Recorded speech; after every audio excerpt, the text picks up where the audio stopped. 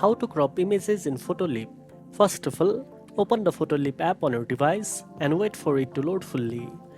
From the top toolbar, tap on Edit Photo, then select an image from your gallery or capture your own using the camera icon at the top right. Once your image opens in the editing workspace, look at the bottom toolbar and tap on the crop tool.